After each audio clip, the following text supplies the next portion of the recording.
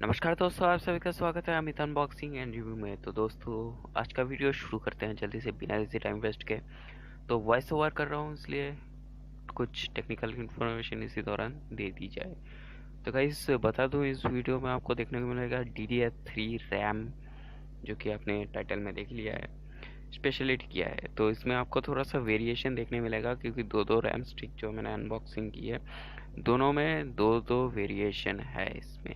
इसके अलावा भी रैम पे काफ़ी ज़्यादा टेक्निकल इंफॉर्मेशन वेरिएशन जो है आपको मिलते हैं। फ़िलहाल वो ज़्यादा जानने की ज़रूरत नहीं है अगर आप नॉर्मल यूज़र हो तो। अगर आप वीडियो एडिटिंग करते हो या फिर आप करना चाहते हो गेमिंग अच्छे खासे लेवल पे, तो फिर इन चीज़ों पे आपको ध्यान देने की ज़रूरत पड़ेगी। इनके बारे में आपको अगर जानना होगा तो नीचे कमेंट बॉक्स पे मुझे कमेंट कीजिएगा। इन पे भी मैं डिटेलिंग वीडियो जो है डालने की कोशिश करूँगा। तो फिलहाल बात करते हैं यहाँ पे मेन मुर्दा। तो मुर्दा फिलहाल यही है, रैम की जो साइज़ है यानी मेमोरी की जो साइज़ है वो डिफरेंट हो जाता है।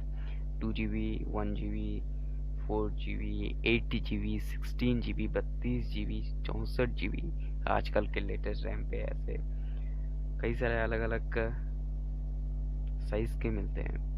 तो पहली बात कि ये जो रैम देख रहे हो, ये है 4 GB की हाइनिक्स की रैम है। आप नेक्स्ट चीज़ आ जाती है फ्रीक्वेंसीज। तो कई अलग अलग फ्रीक्वेंसीज होते हैं। DDR2 रैम पे जो है मैंने दिखाया था और बताया भी था, उसमें दो वेरिएंट आपको मिलते हैं। मतलब फ्रीक्वेंसी वेरिएंशिएशन जो है आपको दो देखने को मिलता है। एक रहता है आपका 666 या फिर 65, ऐसा ही कुछ पक्का फिलहाल एक्यूरेट जो है फिलहाल मेरे को याद नहीं आ रहा। और एक आता है 800।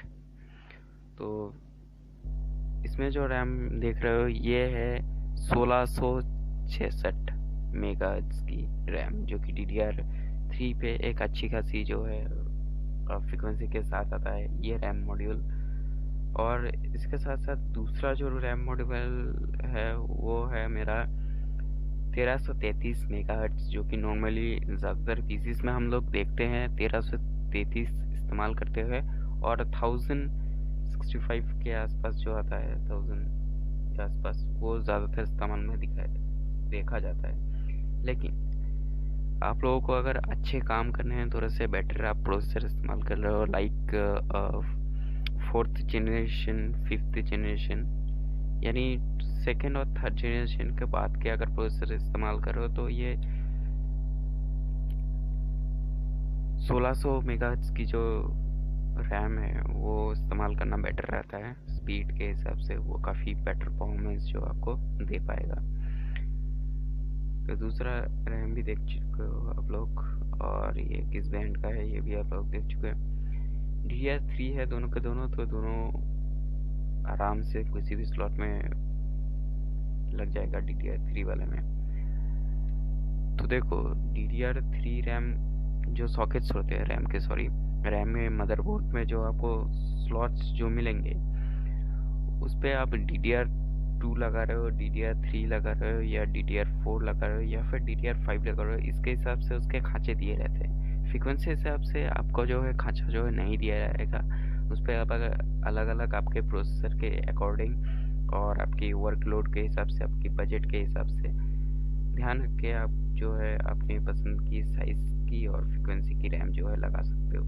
बेटर यही होता है, यानी बेहतरीन यही होता है कि आप प्रोसेसर की जो फ्रीक्वेंसी है उसको मैच करके जो है लगाइए रैम। अगर आपकी ज़्यादा फ्रीक्वेंसी की रैम भी ले रहे हो तो कोई दिक्कत वाली बात नहीं है। उस पर आप मदरबोर्ड की यूटिलिटी पे जाइए, बायोस सेटअप पे, और यहाँ पे अंडर क्लॉक कर दीजिए, यानी जो क्लॉक फ्रीक्वेंसी है वो आपको डाउन करना रहेगा रैम की। उस पर भी आपको बेटर परफॉर्मेंस जो है मिल जाएगा। और अगर आपने बाई चांस कोई ऐसा रैम परचेज कर लिया जिसका फ्रीक्वेंसी कम है लेकिन आपका प्रोसेसर ज़्यादा सपोर्ट करता है और आपकी वर्कलोड जो है वो थोड़ा सा हाई है, तो आप थोड़ा सा ओवरक्लॉक ट्राई कर सकते हो। अगर आपका मदरबोर्ड सपोर्ट करता है तो बिना किसी दिक्कत के आप थोड़ा सा ओवरक्लॉक करके जो है वो चला सकते हो। और इस पे सिर्फ आपको एक चीज़ का ध्यान रखना पड़ेगा कि आपका पीसी का जो कूलिंग सिस्टम है वो थोड़ा सा बेटर हो, यानी आपका कूलिंग अगर केस में अगर नॉर्मल से भी केस है तो उसमें एटलीस्ट 2 फैन लगाइए, एक इनटेक में एक आउटटेक पे।